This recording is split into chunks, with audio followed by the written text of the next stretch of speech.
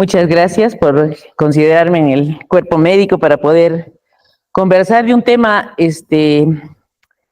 no tan nuevo, pero de repente poco conocido, ¿no? Y una manera de abordar la patología, quirúrgica, y no siempre quirúrgica, sino de manejo multidisciplinario, sobre todo en áreas críticas, que es un pedacito de esto que estoy hablando, que es la falla intestinal. Este es el síndrome de intestino corto.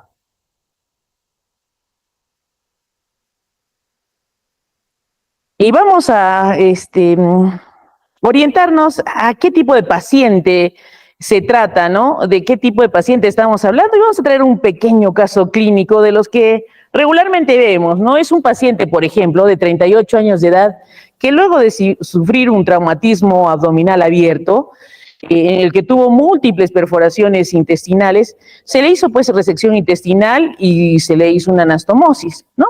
Pero a los 3 días, este paciente hizo una dehiscencia de anastomosis y entonces se le relaparatomizó. Y en esta nueva relaparatomía, una rafia de las anastomosis, de la dehiscencia de la anastomosis, y se le puso una bolsa de Bogotá. Y al tercer día que le tocaba cambio de bolsa de Bogotá, ¿qué pasó? Que se encuentra nuevamente dehiscencia de esa rafia que se hizo. Y finalmente se hace una resección intestinal y queda solo con 1 metro de intestino desde el ángulo de Treitz hasta una yeyunostomía. ¿Y qué hacer con este paciente entonces? Que después de 2 recambios más, se cierra la pared abdominal, quedando con una fístula enterocutánea y además de un síndrome de intestino corto, dependiendo de una nutrición mixta, tanto parenteral como enteral. ¿Qué hacer con este tipo de paciente? Y entonces entremos a este nuevo capítulo, que es la falla intestinal. Y entonces, ¿a qué nos estamos refiriendo cuando hablamos de falla intestinal? La falla intestinal es la reducción de la función intestinal por debajo del mínimo necesario, que es para la absorción tanto de micronutrientes, de electrolitos y agua, ¿no? De modo que se requiera, para sobrevivir ese paciente va a requerir nutrición endovenosa, ¿no? Para poder crecer y poder seguir vivo. Esto lo dice ¿quién? La ESPEN, ¿no? Que es la Asociación de Nutrición a nivel de Europa. Y entonces, generalmente, cuando el paciente tiene esta deficiencia de absorción, ¿qué hace el organismo? Pues generalmente el organismo se adapta. Puede hacerse, de estructural o una adaptación funcional. Cuando hay una adaptación estructural, ¿qué va a hacer? El intestino va a elongar, ¿no?, sus vellosidades intestinales, va a producir mayor cantidad de enzimas para favorecer la absorción en ese poco intestino que le ha quedado. Y además va a tener una adaptación funcional donde va a haber un enlentecimiento del tránsito intestinal, incrementando pues su actividad enzimática, ¿no? Esos son los métodos que tiene el organismo para seguir vivo, ¿no? Y entonces, gracias a esa adaptación, qué tan pronta se pueda dar o qué tan larga se pueda dar, podemos clasificar la falla intestinal en 3 tipos. Pues hay la tipo 1, la 2 y la 3. La que generalmente vemos y con la que convivimos todos los cirujanos es con la falla intestinal tipo 1, aquella que es de condición aguda, ¿no? El ejemplo clásico es el hilio posoperatorio, sobre todo cuando operamos peritonitis, qué sé yo, o traumas abdominales con grandes resecciones, o traumas hepáticos que hacemos taponamiento y relaparatomizamos para retirar el taponamiento, ¿no? Pero que son transitorias porque duran días, menos de 21 días. Y en ese tiempo, frecuentemente el organismo cursa pues con algún tipo de disfunción de otro órgano, ¿no? Pero esto es reversible si nos ayudan los amigos médicos intensivistas, ¿no? A estabilizar ese paciente, ¿no? Que ese es el tratamiento, ¿no? Estabilizar la hemodinamia, ¿no? Y esa falla intestinal tipo 1 va a solucionarse solita en menos de 21 días. Entonces, generalmente, si trabajamos en conjunto, podemos solucionarla. Pero si nuestro paciente, esta condición aguda se se prolonga más de 21 días, puede ser semanas o incluso algunos meses. Entonces, ¿por qué? Porque presenta una inestabilidad metabólica, además de sepsis, y requiere más cuidados multidisciplinarios. Entonces se torna una falla intestinal tipo 2. ¿Y quiénes están aquí? La sepsis intraabdominal, que es recurrente, que se fistuliza, ¿no? Y que puede considerarse el primer estadio de un síndrome de intestino corto. ¿Cómo mejorar esto? Logrando la resolución de la sepsis, ¿no? Mejorando la disfunción orgánica y resolviendo esa falla intestinal aguda lo más pronto posible. Si no, va a ser el preludio al tercer tipo, de la que vamos a hablar hoy día, que es la falla intestinal tipo 3. Y esta falla intestinal es una condición clínica donde se hace crónica la falla intestinal, donde, si bien es cierto, ya no hay una gran disfunción de órganos, el paciente puede estar hemodinámicamente estable, incluso metabólicamente, pero no puede alimentarse por sus propios medios. Puede durar meses, años o hasta de por vida, ¿no? Y estamos hablando del síndrome de intestino corto. Entonces, ¿cuál va a ser el tratamiento? Que vamos a conversarlo en esta charla. Mantener la homeostasis, optimizar su estado nutricional y finalmente buscar esto, que es la restauración de la integridad intestinal. Y entonces abrimos el capítulo. Vamos a hablar de una falla intestinal crónica que es el síndrome de intestino corto. Y entonces, ¿a qué me refiero? Es esta característica clínica. ¿Lo puedes, por favor? Es esta característica clínica que se va a asociar a una continuidad del intestino delgado menor a 2 metros. O sea, todo paciente que quede con menos de 2 metros de intestino puede considerarse que está con un síndrome. Recordemos que el intestino delgado mide desde 2,75 m, algunos hasta 8 metros pueden tener intestino.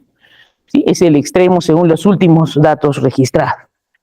Ahora, este trastorno es causado por dos cosas, ¿no?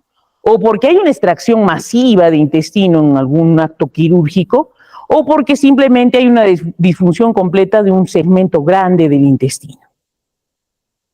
Y entonces encontramos varias causas por las cuales se produce intestino corto, que tenemos que tener presentes y cuando las enfrentemos debemos saberlas solucionar prontamente para no llegar al intestino corto, que son la isquemia mesentérica, las resecciones intestinales, puede ser por enfermedad de Crohn, o puede ser por traumatismos abdominales, o por enteritis actínica, puede haber neoplasias intestinales, o las grandes obstrucciones por brías y adherencias, que eso es el pan de cada día en nuestro departamento de cirugía y nuestro servicio de cirugía general. Otro causa que está ascendiendo en las estadísticas es la cirugía bariátrica, por ejemplo, ¿no? Con todas sus complicaciones. Ahora, estas son de causa anatómica, netamente, pérdida de grandes segmentos de intestino.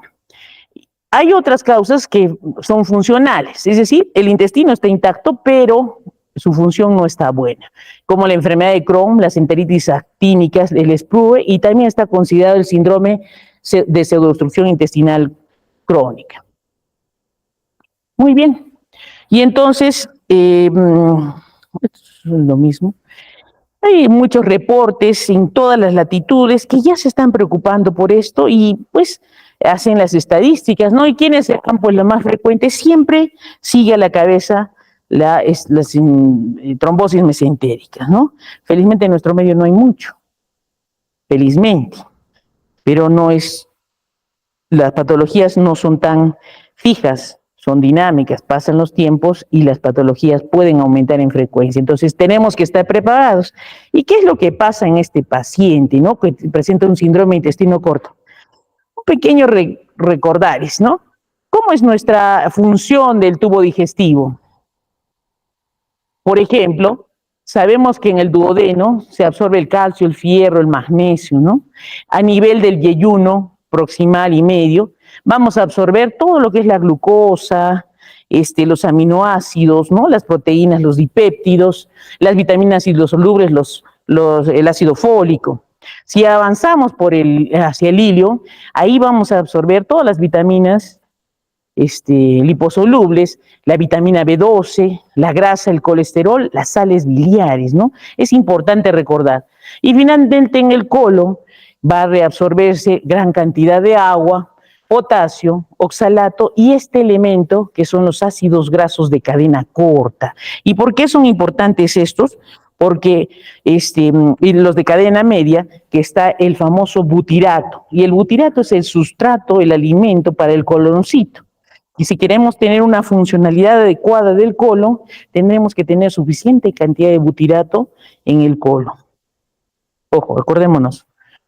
Y entonces, si nosotros queremos clasificar estos síndromes de intestino corto, pues podemos tipificarlos de acuerdo a sus características anatómicas y tenemos tres, estas tres, ¿no? La primera, donde quedamos con el paciente con un intestino menor de 2 metros y solamente con una ostomía a nivel del yeyuno.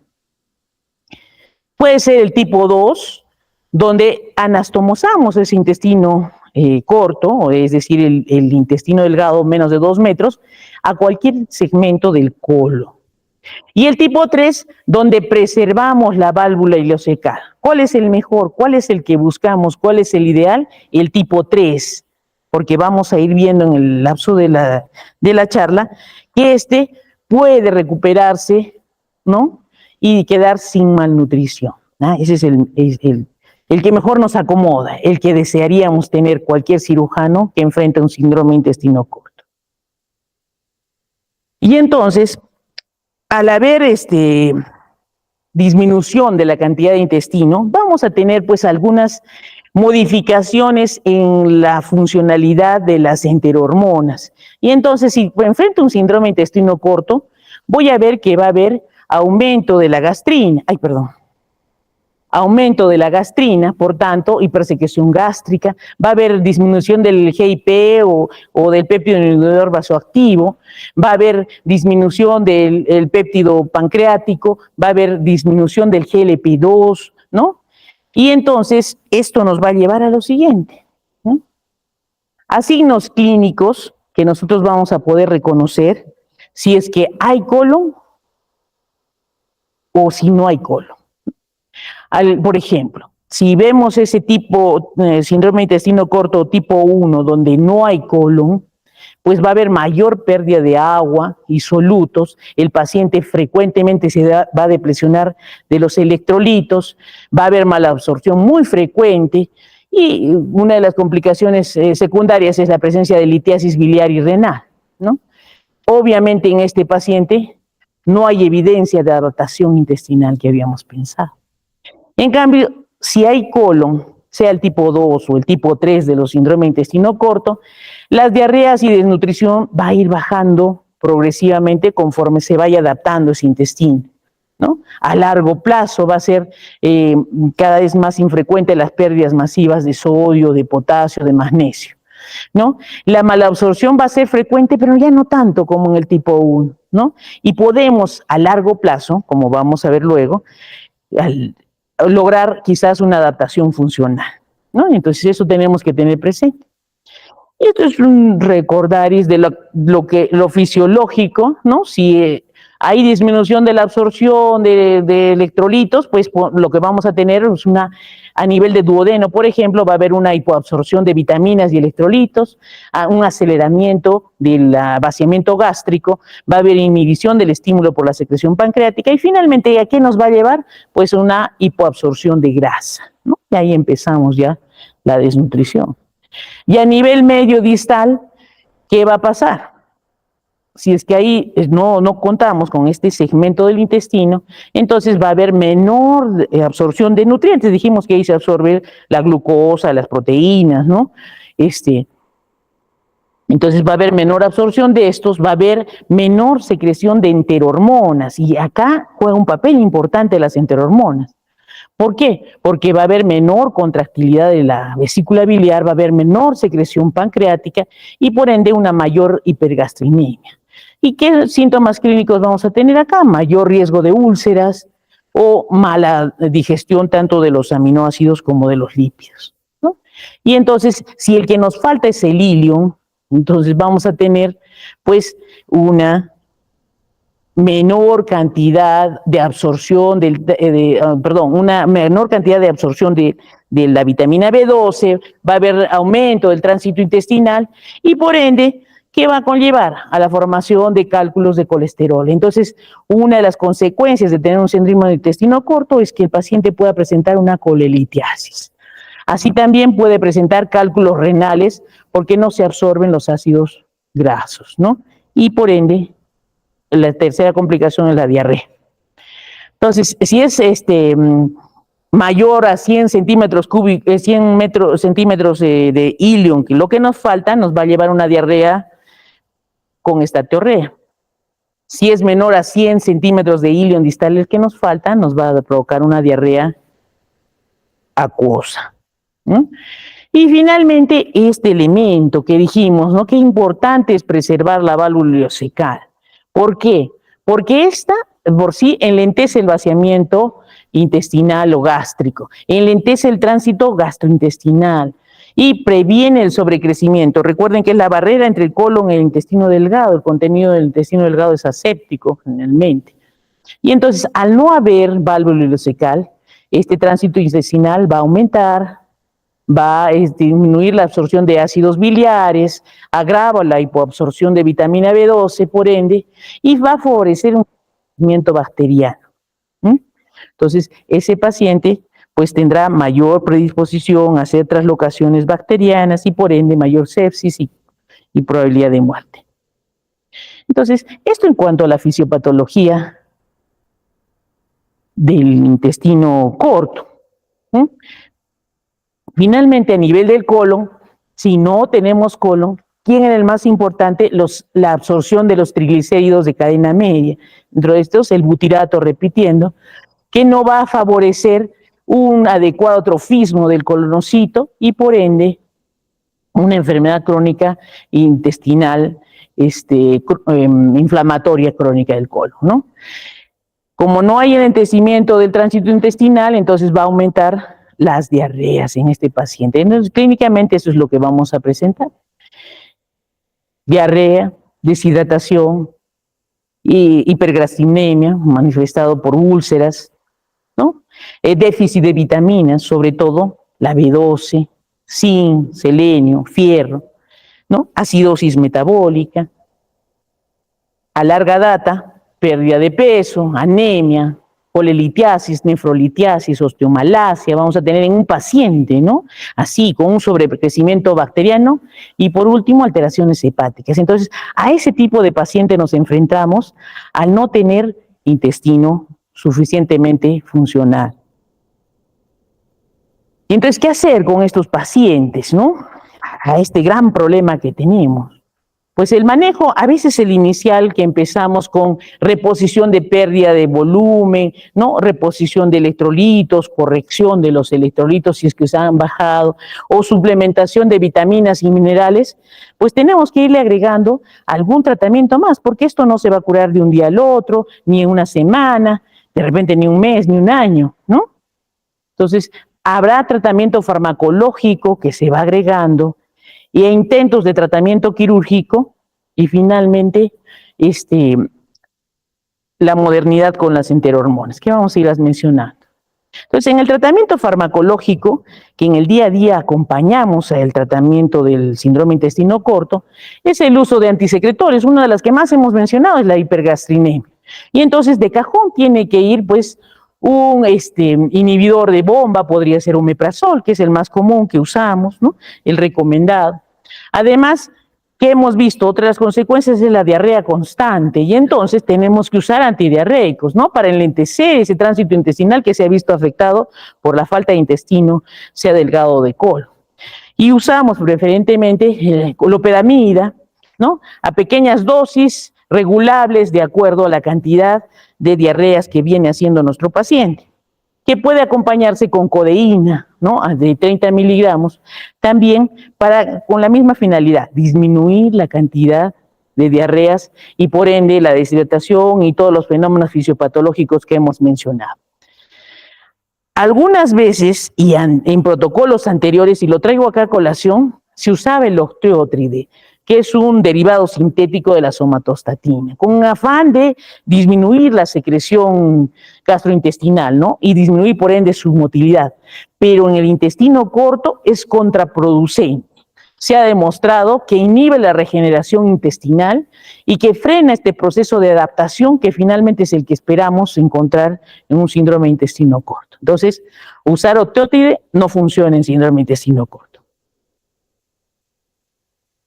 De la mano, hemos visto que ese paciente no va a poder comer.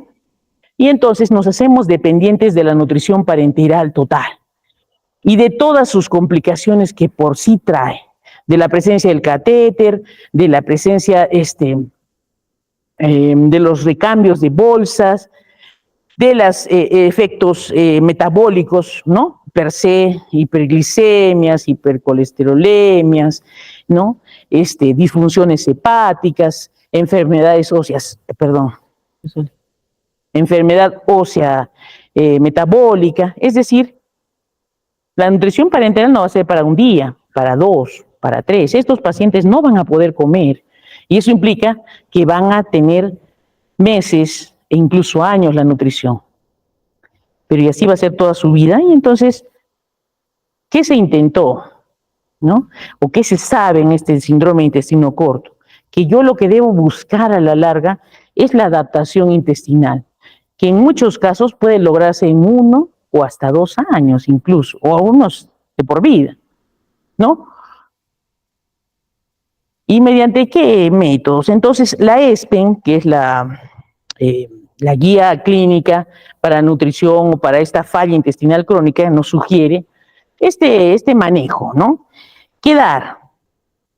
Nutrición parenteral total, ¿pero dónde? ¿En hospital? ¿Va a estar eternamente 1 año, 2 años en un hospital? No. Proponen nutrición parenteral total domiciliaria, ¿no? Por un lado. ¿Qué más pide la ESPEN? ¿Qué más recomienda en el manejo de intestino corto? Buscar la rehabilitación intestinal, sea con dieta, medicamentosa, mediante cirugías que vamos a ir mencionando. Buscar el trasplante intestinal, quizás, es otro de los caminos por los cuales podemos ayudar a la adaptación intestinal. Y finalmente, manejar las complicaciones de la nutrición parenteral total domiciliaria. Entonces, estos 4 caminos ofrecen que en cuanto al manejo del síndrome de intestino corto. Y vamos a lo que es nuestro, ¿no? El tratamiento quirúrgico. ¿Qué es lo que se sabe? Cuando enfrentamos un paciente como el que hemos mencionado al principio, que lo tenemos con gineostomía, con una fístula enterocutánea, o lo tenemos con un abdomen catastrófico, lo que se espera es llegar a un estado óptimo de reoperación y llegar a este efecto, al tipo 3 del síndrome de intestino corto, es decir, lograr anastomosar el poco intestino que le quede hacia la válvula ileocecal si es que está todavía permeable.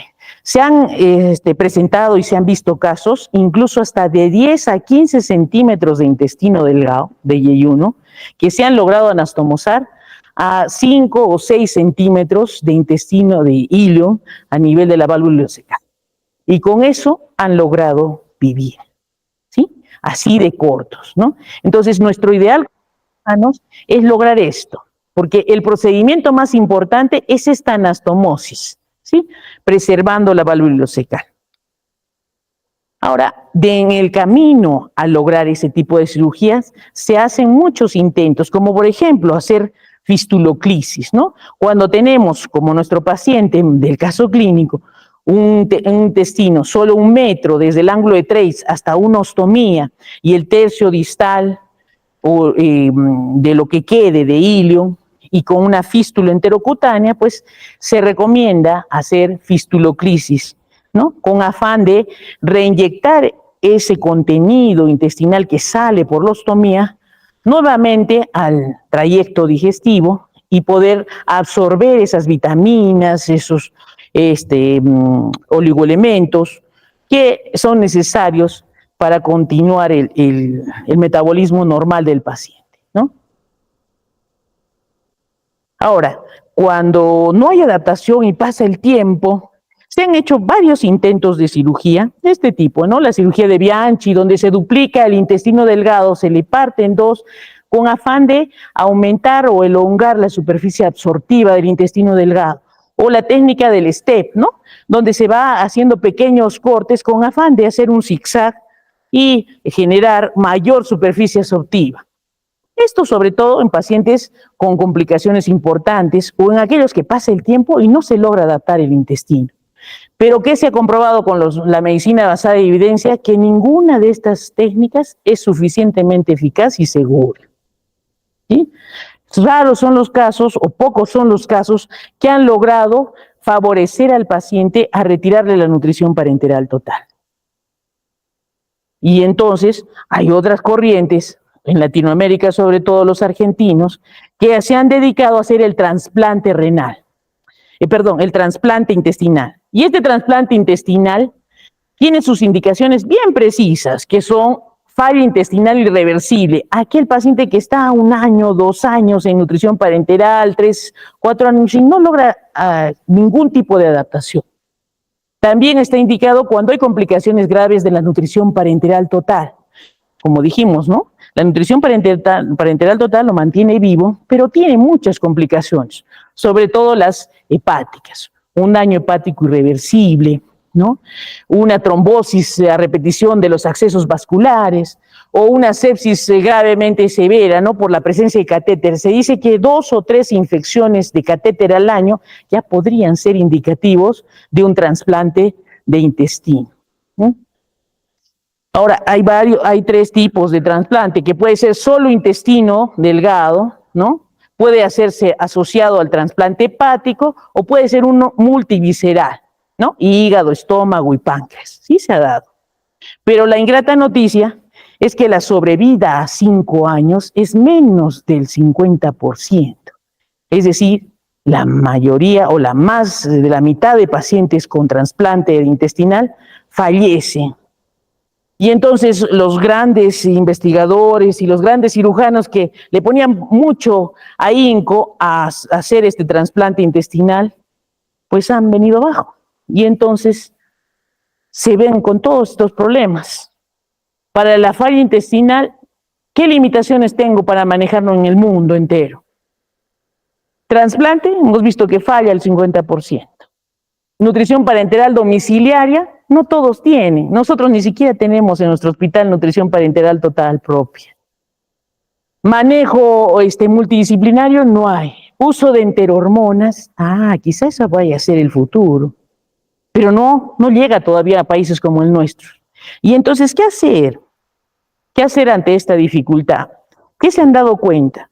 Que ante un paciente complejo de un síndrome de intestino corto, ¿qué hacíamos? Hacíamos un trabajo interdisciplinario, es decir, el médico tratante del paciente con síndrome de intestino corto le interconsultaba al nefrólogo, al endocrinólogo, al intensivista, al nutriólogo. Cada quien daba su opinión, pero no era su paciente, no le interesaba. Que sea dueño el cirujano. En cambio, lo que se propone ahora es el manejo multidisciplinario, donde todos seamos responsables de ese paciente con intestino corto, donde todos con sus habilidades aporten al manejo de este paciente. Y entonces sale la pregunta, ¿qué debo lograr en mi paciente finalmente con intestino corto? Devolverle la suficiencia con una mayor optimización de recursos. Y en esta tengo que aplicar a la vez todo. Debo hacer una rehabilitación médica, con todos los medicamentos que vamos a ver. Debo darle una nutrición parenteral total adecuada al paciente y quizás en algún momento, si lo necesita, hacer una cirugía Kratky, ¿no? O sea, esas de alargamiento o elongamiento de intestino. Y dentro de esto, el boom o lo nuevo en manejo de síndrome de intestino corto es el uso de enterohormonas. Se han venido estudiando por biología molecular y una serie de enterohormonas que se producen en diferentes trayectos del tubo digestivo, en estómago, las levinas, la gastrina en el antro, qué sé yo. Y para intestino corto se ha visto el uso del GLP, el GLP-1, y ahora que está en boga el GLP-2. ¿Y qué es el GLP-2? Es un péptido derivado del proglucagón. ¿Qué tiene que hacer? Se ha visto que este péptido interviene en el trofismo intestinal, ¿no? Tiene propiedades antisecretoras y modula el tránsito intestinal, ¿no? Hace aumentar la masa magra, hace disminuir la masa grasa, ¿no? Tiene muchas bondades, ¿no? Incrementa la absorción de fluidos, ya no se pierde tanto. Dice que 750 gramos de fluidos por día se absorben y se gana 250 kilocalorías más que cuando no usa el GLP. Y es independiente al tipo de anastomosis que tenga, con o sin colon, ¿sí? Muy bien. Y entonces este es el logro de este GLP. Hace crecer la microvellosidad intestinal a tal manera que su absorción o la absorción del contenido intestinal es mayor. Al principio, hace una década, que salió la GLP-2, todos eran así, ¿no? ¿Cómo se dice? Incrédulos. Pero ya ha sido aprobada por la FDA, por el 2012, el 2016 por la EMA, y entonces su uso ya está difundido. Es una esperanza para todos nuestros pacientes que tienen intestino corto, ¿no? ¿Y con qué finalidad? ¿Qué es lo que se busca con la GLP? Entonces, reducir el volumen y las calorías perdidas por esas ostomías o en diarreas de los pacientes con intestino cortos y anastomosados. Regularmente, si esos pacientes recibían nutrición parenteral diaria, usando GLP-2, van a recibir interdiaria o cada tercer día, o a veces solo 2 veces a la semana. Entonces, ¿qué no daríamos nosotros por tener este tipo de medicamento para el uso en nuestros pacientes, ¿no? Este es lo novedoso manejo entonces del síndrome de intestino corto. El uso del GLP-2, ¿no? Con la finalidad, ¿no? De que sea integrado a este manejo multidisciplinario en esta falla intestinal tipo 3, que en estos años se vienen presentando más casos en nuestro hospital y que a veces no sabemos qué hacer y solamente acompañamos al paciente hasta su deceso. Eso sería todo. Muchas gracias. Si hubiera alguna pregunta.